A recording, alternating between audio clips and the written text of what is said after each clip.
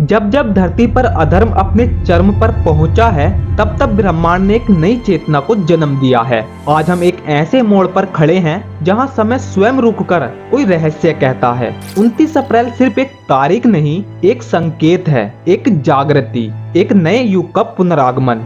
आज से हजारों वर्ष पूर्व जब भगवान परशुराम का जन्म हुआ था, तब धरती ने पहली बार धर्म की तलवार को देखा था। पर क्या आप जानते हैं कि वो तलवार आज भी सुरक्षित है, एक नए अवतार के लिए, कल्कि के लिए। हर वर्ष बैसाख मास की तृतीया तिथि को हम परशुराम जयंती मनाते हैं। वो दिन जब भगवान विष्णु के छठे अवतार भगवान परशुराम ने धरती पर जन्म लिया था। वे एक ऋषि होते हुए भी एक योद्धा थे और अधर्म के विरुद्ध खड़े हुए और काल का संतुलन स्थापित किया। लेकिन क्या आप जानते हैं कि परशुराम जी का ये अवतार आज भी अमर माना जाता है। हिंदू शास्त्रों के अनुसार परशुराम जी एकमात्र ऐसे विष्णु अवतार हैं जो अभी भी इस धरती पर जीवित हैं और वे तपस्यारत हैं महेंद्र पर्वत पर और समय की प्रतीक्षा कर रहे हैं, कल्कि के आगमन की प्रतीक्षा। कल्कि भगवान विष्णु का अंतिम अवतार जो कलयुग के अंतिम काल में प्रकट होंगे और जो अधर्म का संहार कर सतयुग की स्थापना करेंगे।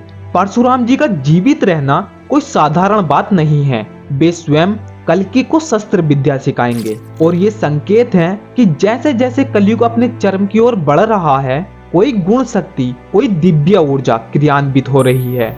और अब प्रश्न ये उठता है कि क्या समय बदलने वाला है और क्या हम कलयुग की दहलीज पर खड़े हैं। आज के परिवेश पर नजर डालिए। चारों ओर अराजकता, युद्ध की संभावनाएं, धर्म के नाम पर राजनीति, सत्य का उपहास और अधर्म का बढ़ता प्रभाव, ठीक वैसे ही जैसे द्वापर युग के अंत में था और जब भगवान श्री कृष्ण ने महाभारत के माध्यम से धर्म की स्थापना की थी। कई संत, महात्मा और भविष्य वक्ता कह चुके हैं कि 2025 एक विशेष मोड़ है। ये सिर्फ एक और वर्ष नहीं बल्कि परिवर्तन की आहट है और इसके संकेत हैं हिमालय की गुफाओं में तपस्यारत योगियों की भविष्यवाणी। जब बैसाख तृतीया और चंद्र ग्रहण एक ही माह में आएंगे, तब धर्म चक्र पुनः घूमेगा और दक्षिण भारत के एक प्राचीन मंदिर में खुदाई के दौरान मिली एक ताम्रपत्री, जिस पर लिखा है कि कल्कि के गुरु भगवान परशुराम पुनः जागेंगे जब अधर्म अपने चरम को छू लेगा।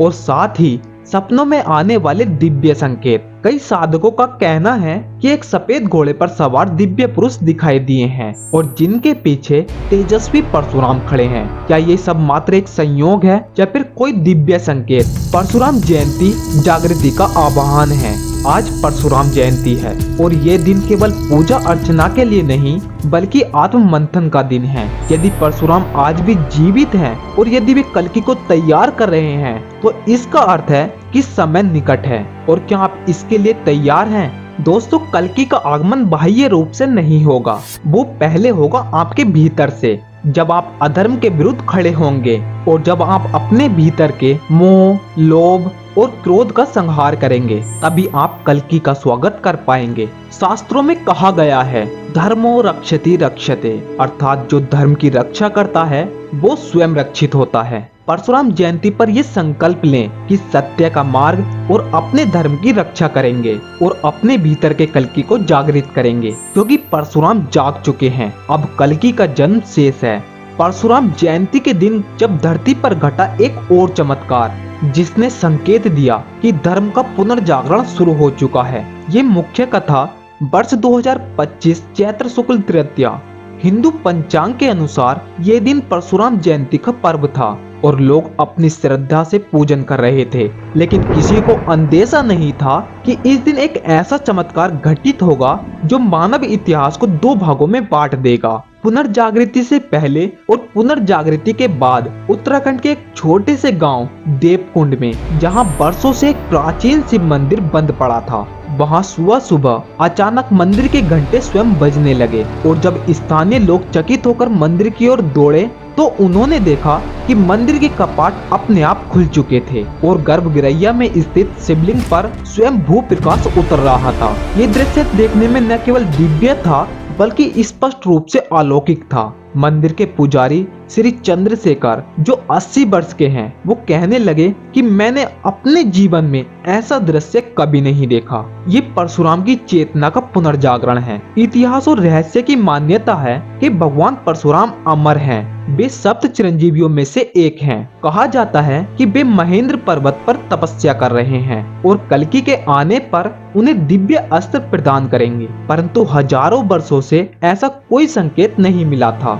जो महान भविष्यवाणी की पुष्टि कर सके। लेकिन इसी दिन देवकुंड गांव के एक युवा तपस्वी आरब शर्मा, जो पिछले 12 वर्षों से मौन साधना में थे, उन्होंने पहली बार मौन तोड़ा और कहा कि धरती पर धर्म की पुकार सुनी गई है। परशुराम ने संकेत दिया है कि पुनर्जागरण शुरू हो चुका है। अग्नि फिर से प्रज्वलित होगी और धर्म का दीप बुझने नहीं दिया जाएगा। उनकी आंखें तेजस्वी थी और उनका चेहरा किसी तेजस्वी ऋषि सा था। दोपहर होते होते गांव के आसमान में एक अद्भुत प्रकाश दिखाई दिया, जो सूर्य की आभा से भी अधिक तेजस्वी था। इस प्रकाश के माध्यम से एक दिव्य आकृति दिखाई दी, जिसके हाथों में परसा था, शरीर पर जटा और आंखों में अपूर्व तेज। लोगों ने स्पष्ट रूप से भगवान परशुराम की झलक देखी थी। कुछ मोबाइल कैमरों में भी ये आकृति क्षण भर के लिए कैद हो गई और वैज्ञानिक इसे सौर परिवर्तन या इल्यूजन कहकर टालने लगे। लेकिन जिन्होंने देखा उनके मन में कोई संदेह नहीं था,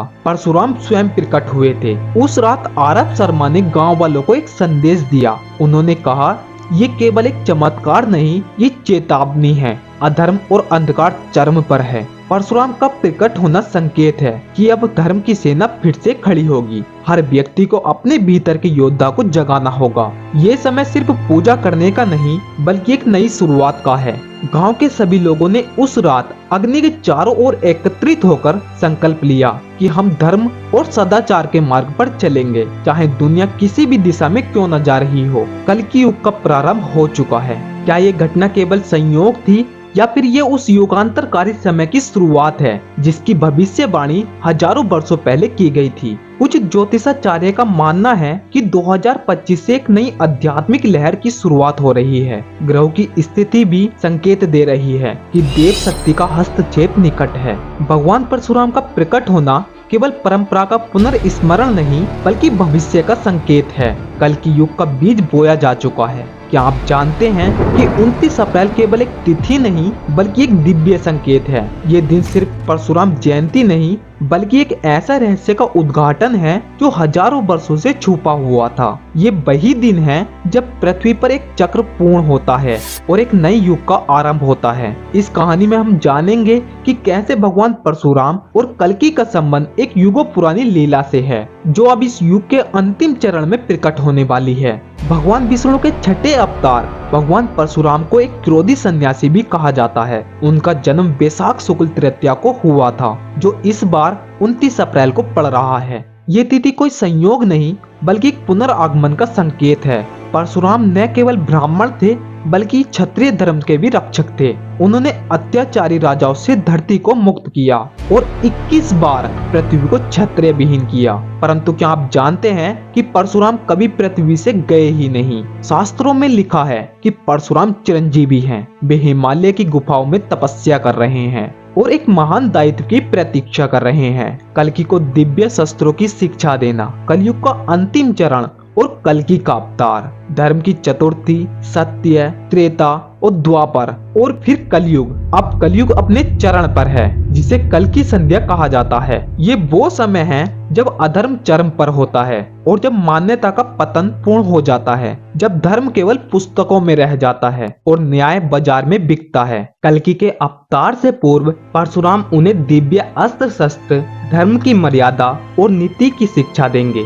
ये गुरु और शिष्य का वो संबंध है जो त्रेता और कलयुग को जोड़ता है। 29 अप्रैल 2025 को इस तिथि पर कई रहस्यमयी घटनाएं घट रही हैं। एक परशुराम जयंती और वैशाख तृतीया का संयोग। ये वही दिन है जब भगवान परशुराम का जन्म हुआ था और उन्हें शिव जी से परशु प्राप्त हुआ था। दूसरा, ग्रहों की विशेष स्थिति, बृहस्पति और शनि की युति एक विशेष ज्योतिषी संकेत दे रही है कि कोई धर्म स्थापना ऊर्जा सक्रिय हो रही है। और तीसरा, भूमि पर बढ़ते संकेत, विश्व भर में असंतुलन, युद्ध, प्राकृतिक आपदाएं और सामाजिक विक्ट्री सब दर्शाते हैं कि कोई बदलाव समीप है। क्या ये सभी घटनाएं हमें संकेत नहीं देती कि अब वो समय आ गया है जब कल्कि का जन्म या फिर कहें कि जागृति संभव है? ये लीला जो कई युगों से छुपी थी, एक पुरातन कथा है जिसे अब तक केवल ऋषियों ने ही जाना था। परशुराम जी ने एक विशेष खड़क तलवार कल्कि के लिए सुरक्षित रखी है। ये एक तलवार केवल एक युद्ध का शस्त्र नहीं बल्कि धर्म की ज्वाला है। जब कल्कि का जन्म होगा तब भगवान परशुराम स्वयं आकर उन्हें ये तलवार देंगे। तब कल्कि न केवल अधर्म का नाश करेंगे बल्कि सतयुग की स्थापना भी करेंगे। और ये लीला सिर्फ एक पौराणिक नहीं बल्कि चेतनाओं में हो रही एक जागृति है। और क्या आप तैयार हैं? ये दिन हमें याद दिलाता है कि परशुराम की तलवार अब कल्कि के हाथों में जाने वाली है। अब केवल शारीरिक युद्ध नहीं बल्कि चेतनाओं का संग्राम होगा। हर आत्मा से ये सवाल पूछा जाएगा कि क्या तुम सत्य के लिए खड़े हो सकोगे और क्या तुम परशुराम और कल्कि की इस लीला का भाग बनोगे? ये समय केवल प्रतीक्षा का नहीं बल्कि चेतना के परिवर्तन का है। ये वो दिन है जब युगों पुरानी लीला अपने चरम पर पहुंचने वाली है। और अगर आप इस दिव्य रहस्य से जुड़े हैं और अगर आपको लगता है कि ये युग वास्तव में बदलने वाला है तो वीडियो को लाइक जरूर करें और कमेंट में हर हर महादेव जरूर लिखें। और कैसी लगी हमारी ये वीडियो हमें कमेंट करके जरूर बताएं। तो चलिए दोस्तों, मिलते हैं अपनी नेक्स्ट वीडियो में। तब तक के लिए धन्यवाद।